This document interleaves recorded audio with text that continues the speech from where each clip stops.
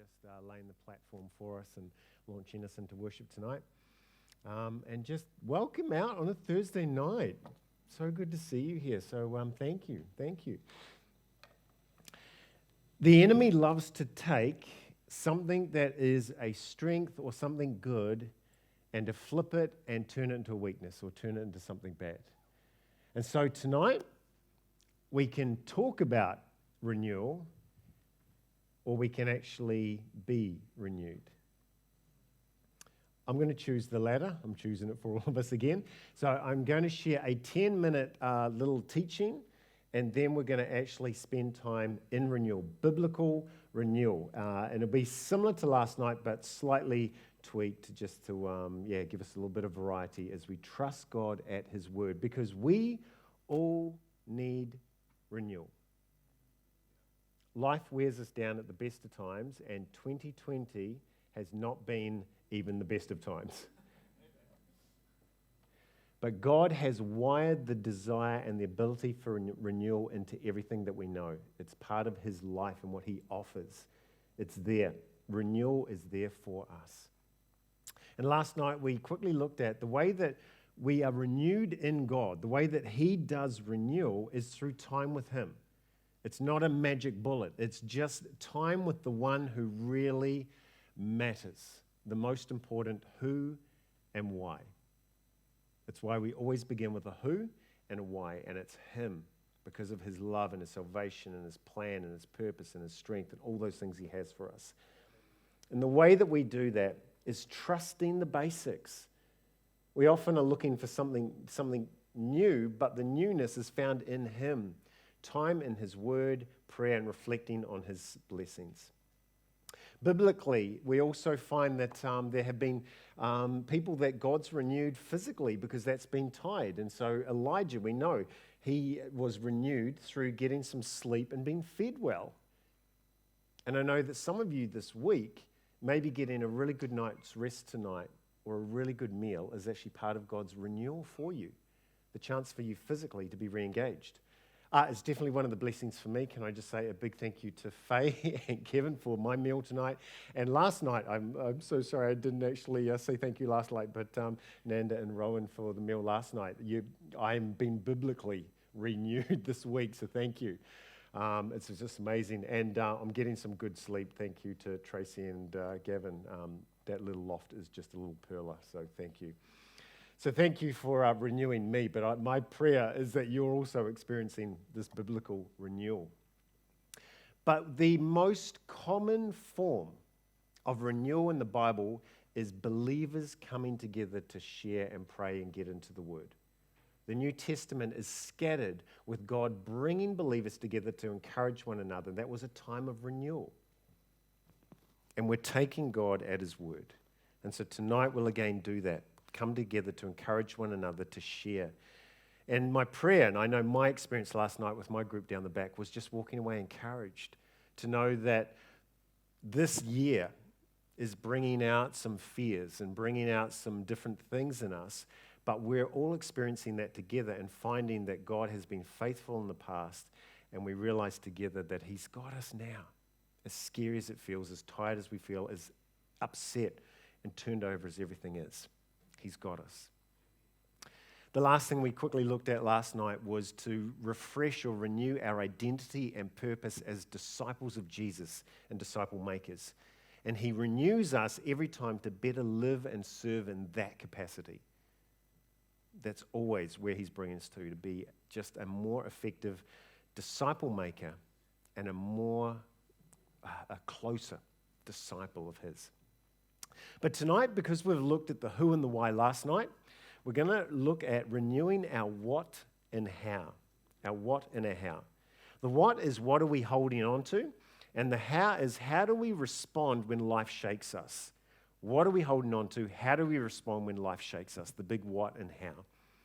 Because one of the realities, and we get it, is life shakes us. That is just the nature of life. And God allows that. But the great thing about God is He has the power to redeem the trials and the difficulties and the shaking that we go through, because He knows that He can redeem it and refine us. Or it's a process where often the bad stuff is shaken out through the shaking. And sometimes we also need to see, and shaking does this, is what we're holding on to. It's like kids with a Christmas present. What's in there? A time of shaking in a life is us shaking what we hold on to, going, am I actually holding on to something of value, something solid? Times of shaking can reveal that. After this year, there will be some things that you go, you know what? I don't want to hold on to them anymore. They are just hollow. They did not help at all. And there might be something else that you can hold on to. Or you've found, you know what? I've been holding on to that, and that is rock solid. It's rock solid.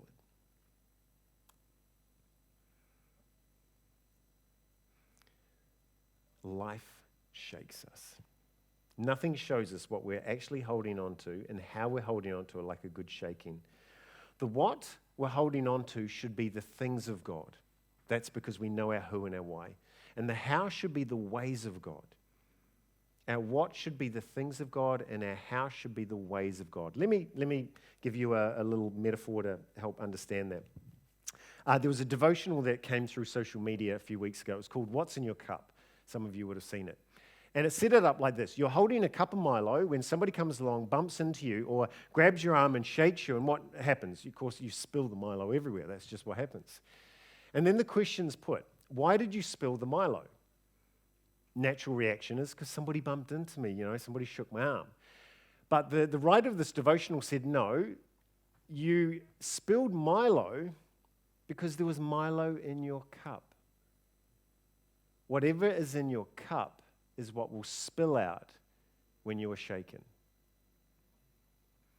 And it goes on to make a profound point. When life comes along and shakes you, which will happen, which is happening, whatever is inside of you will come out.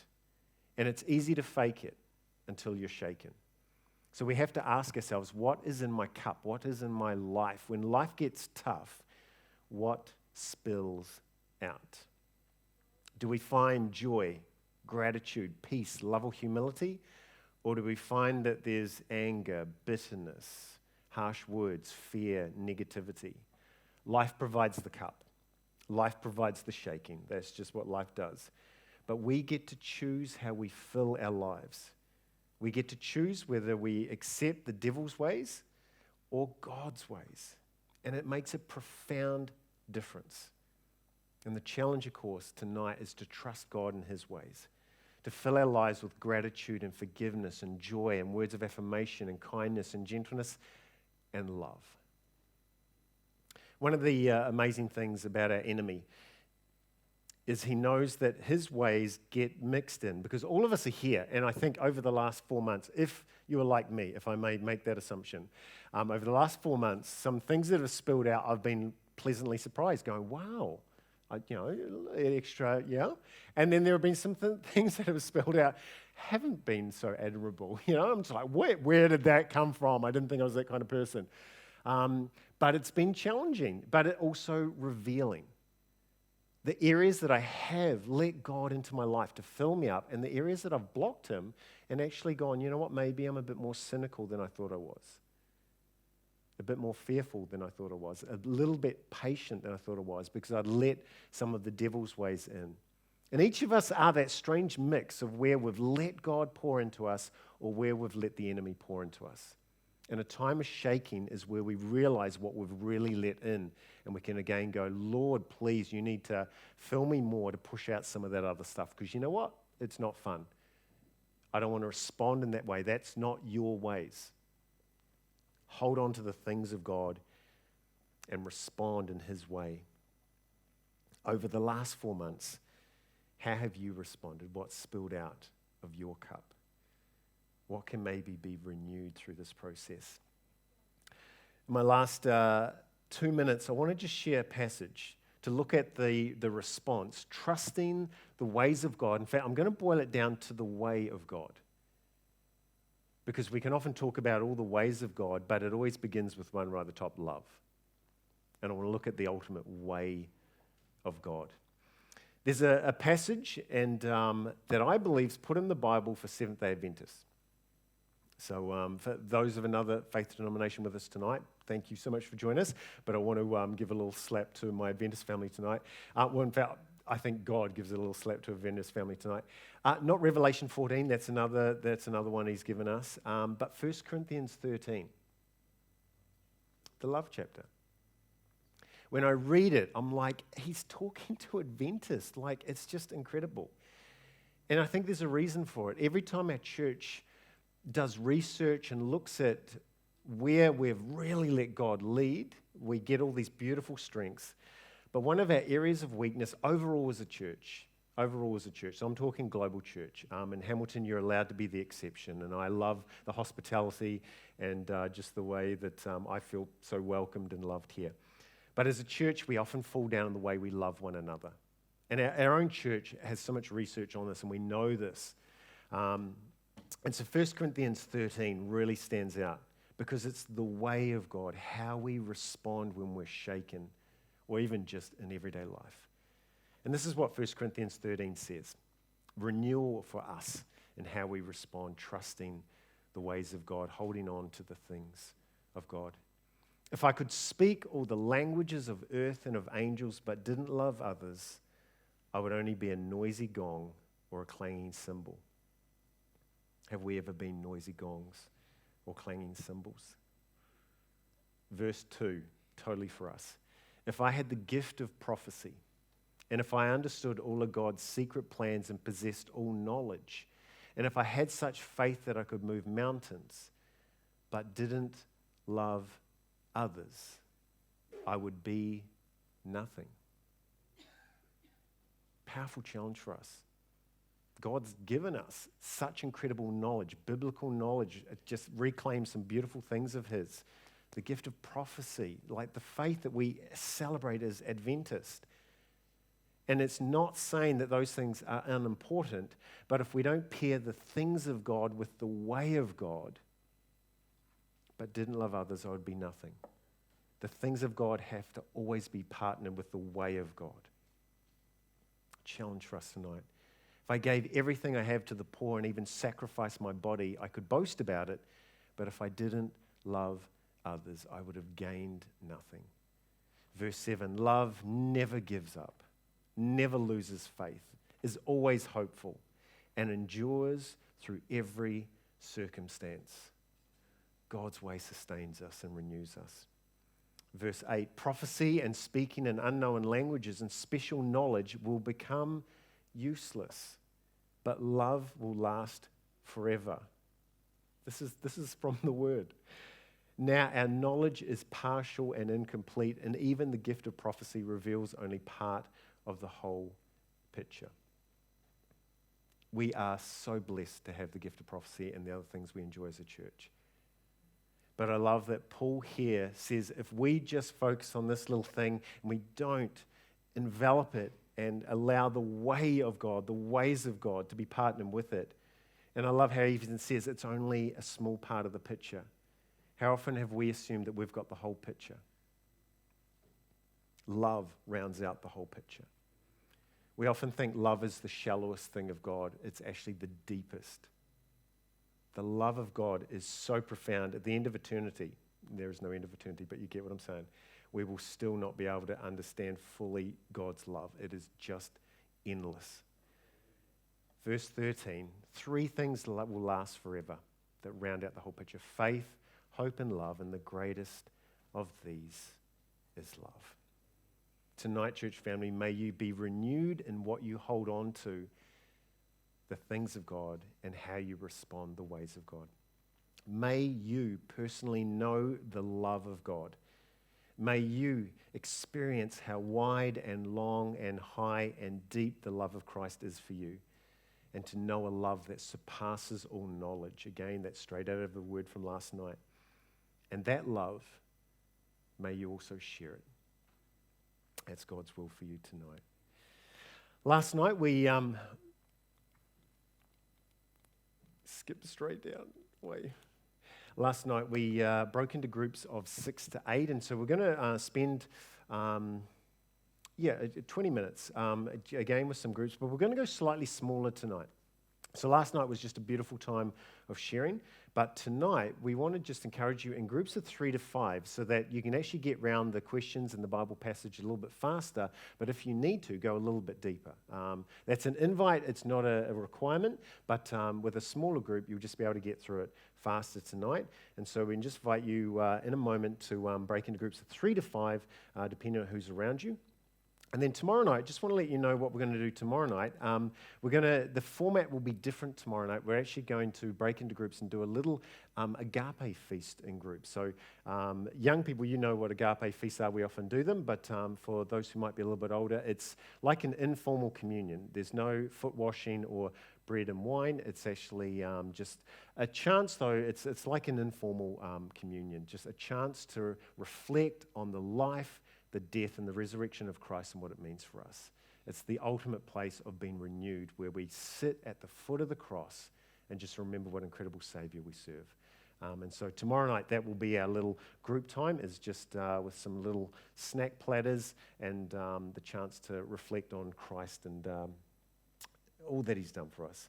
So tonight, a couple of Connect questions. You can just choose one, so you don't have to do both, but depending on which one you like. One of my favorite questions, which did you feel like this past week, a hero or a villain? So this is looking at the what and the how, because often when those things that aren't necessarily of God come out, we often feel a little bit villainous. And so as you reflect over your past week, it'll help you to think through the what and the how that's currently going on in your life.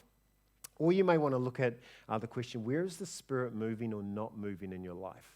Because that's often an area where we just really feel a tiredness, a spiritual tiredness, and a chance to be able to, in terms of not moving. The Bible passage for tonight is another 5 verses, beautiful ones. Isaiah 40, verse 20 to 31, and just invite you to dive in your groups to read that. Just invite you to read it twice. One of the ways that we're wired, and it's our personality, but also the way the two main Bible translations work, there is the word-for-word translations.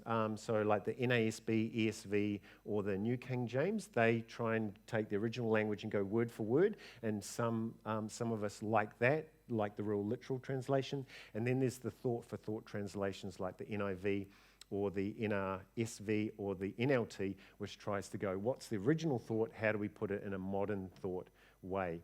So if you can try and read from both, it just is a really beautiful way of unpacking or sharing that passage tonight. And finally, sorry, this is just getting caught on my neck. The renewal question, how can I better see God work through my struggles? Or in what area of my life am I scared that God will let me down? Because that helps reveal what you're holding on to and where you may be going, I'm holding maybe one hand with God, but I'm scared he'll drop me, so I'm actually holding on to something else in case he drops me. So it's a little bit of an extension question if you want to tackle that one, depending on the group you're with. And then at the end, please pray together. So we've got 20 minutes for that, so just invite you to grab your little team now, so bunch up in pew or your move around as necessary, and Ben and Estelle will wrap us up in 20 minutes.